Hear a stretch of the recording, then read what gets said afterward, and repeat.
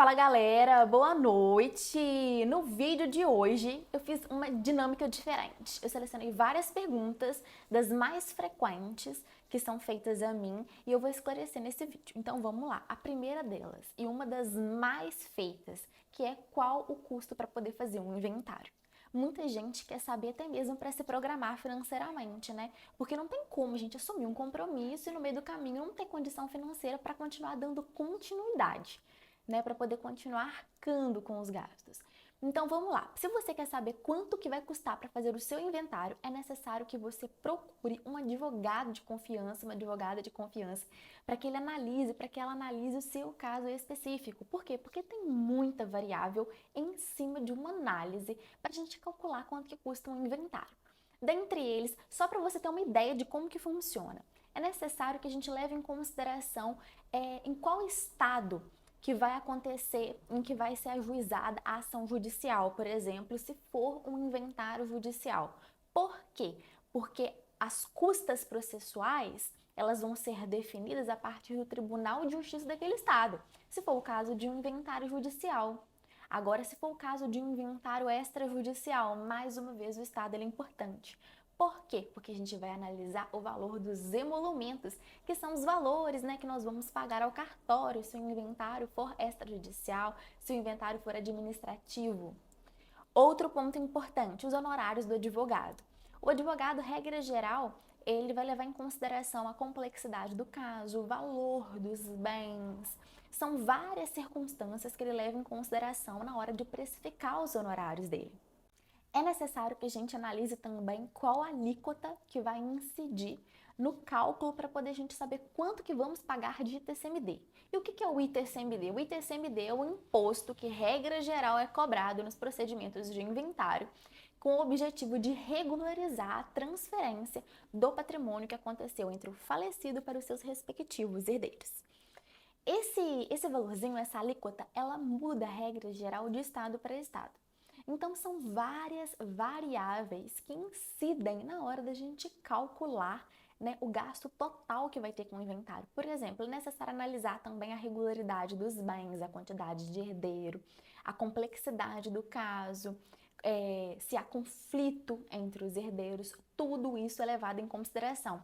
Então você consegue perceber por que eu não consigo te passar de imediato um valor, falar, você deve gastar por volta de tanto, por volta de tanto. Gente, não tem como. Só tem como a gente precificar e ter uma noção de quanto que a pessoa vai gastar a partir de uma análise concreta. Então vamos lá, vamos para a segunda pergunta. A segunda pergunta, ela é a seguinte: quando não há necessidade de fazer inventário? Primeiro, não há necessidade de fazer um inventário se o falecido faleceu não deixando bem algum, né? Se ele não deixou bem para poder ser transferido, regra geral, não há necessidade de fazer inventário. Existem alguns casos em que para os herdeiros é necessário que seja feito um inventário negativo, que o objetivo é justamente esse, sabe? Ser comprovado que não há nenhum bem para ser transferido, que o falecido não deixou nenhum bem. Muitos casos giram em torno de cobrança de credores. Por exemplo, vamos supor que o falecido ele tenha deixado muitas dívidas, só que não existe patrimônio para poder cobrir essas dívidas. Então, os herdeiros, né, eles ajuizam uma ação para poder comprovar que não há bem algum em nome do falecido e que, portanto, não tem como pagar a dívida que o falecido tinha com seus respectivos credores. Vamos para a pergunta 3 agora. A pergunta 3, deixa eu ver aqui. Eu selecionei várias, vamos ver as mais importantes. O que fazer quando um herdeiro não quer fazer inventário? Gente, isso acontece demais. Às vezes, um filho do falecido deseja fazer um inventário, só que o outro não quer. Será que tem como a gente regularizar toda essa situação e, mesmo diante de uma omissão por parte de um outro herdeiro? Sim, é possível. É possível que você, herdeiro interessado, ajuize uma ação de inventário com o objetivo de regularizar a situação, realizar o inventário, realizar a partilha. Não é necessário que todos os herdeiros eles estejam de acordo com essa abertura, não.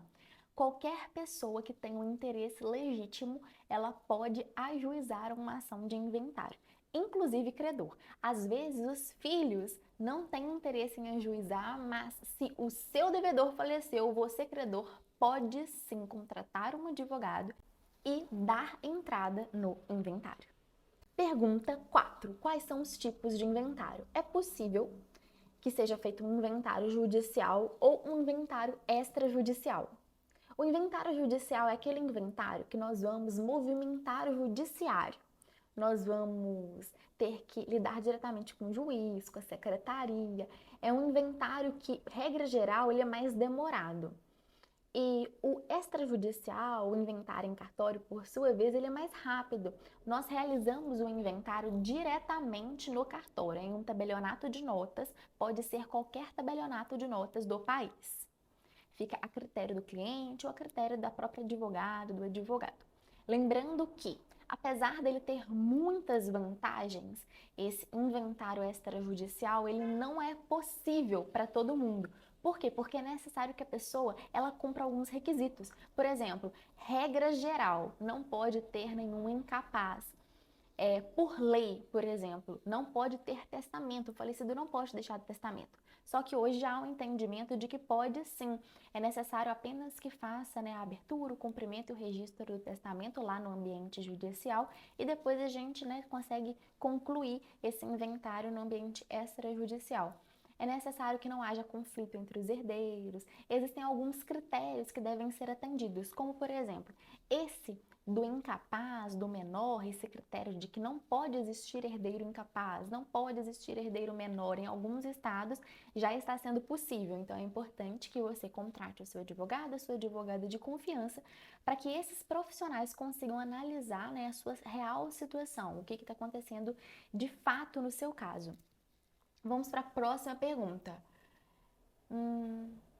O que acontece quando a gente não faz um inventário? Gente, quando não é realizado um inventário e é necessário fazê-lo, os bens, eles ficam irregulares. Não é possível fazer a venda de um bem. Por vezes as pessoas fazem por instrumento particular, né? Ou verbalmente mesmo, ou através de um pedaço de folha comum, um assina, o outro assina, aqueles contratos de gaveta, só que eles não são dotados de segurança, eles não vão conseguir te proteger de forma adequada. Então é necessário seguir o regramento legal, fazer tudo direitinho, deixar tudo regularizado, para que você tenha a proteção devida, a proteção dada pela lei. Outra coisa, por vezes não é possível, né, que os herdeiros eles continuem recebendo os aluguéis dos imóveis, do decujus, né, do falecido. A conta bancária do falecido, por exemplo, não vai conseguir ser movimentada mais. A deterioração do patrimônio, por vezes, ocorre porque dificilmente um herdeiro vai querer ficar bancando, né, as reformas do imóvel, sendo que no final das contas não sabe nem se aquele imóvel vai ficar para ele.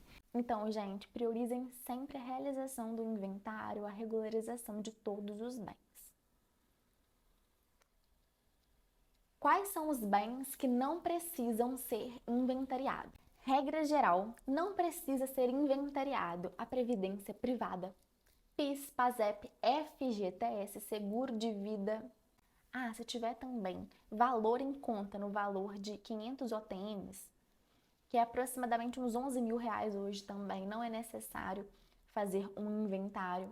As verbas trabalhistas devidas pelo empregador, restituição de imposto de renda e outros tantos tributos. Vamos para a próxima pergunta. Como é feita a divisão dos bens no inventário? Você deve estar se perguntando aí, eu sou neta, eu sou filha, eu sou esposa, será que eu tenho direito a alguma coisa? Gente, eu vou fazer um vídeo específico sobre esse tema, porque ele é grande e não tem como eu ficar excedendo, porque senão o vídeo vai ficar muito grande. Eu vou fazer um tema específico para essa pergunta, de como é feita a divisão dos bens no inventário. Mas, de antemão, eu vou antecipar as seguintes informações. É necessário que analise primeiro qual o regime de bens se o falecido era casado. Primeiro a gente tem que pontuar, sabe, se há uma meação, ou seja, se a esposa, a companheira vai ter direito a 50% dos bens adquiridos após o casamento, após a união estável. É necessário analisar se tem filho, é necessário analisar se os filhos eles são bilaterais ou unilaterais. Ou seja, se aqueles filhos, eles são todos do mesmo pai e mesma mãe, ou são de pais e mães diferentes. Por exemplo, fulano, ele é apenas meu irmão por parte de pai, ou apenas minha irmã por parte de mãe. Tudo isso interfere na hora da gente calcular quanto que cada um vai ter direito. É obrigatório ter advogado no inventário? Sim, é obrigatório, tanto no inventário judicial quanto no inventário extrajudicial. A presença de um representante legal da sua confiança, ela é necessária. Como dividir a herança entre irmãos? Vou fazer também um vídeo específico para essas perguntas, porque são perguntas que vão demandar muito tempo de explicação. Mas é importante que você tenha em mente também, no primeiro momento, que vai ter diferença na hora de receber a herança se os irmãos, eles são bilaterais ou unilaterais.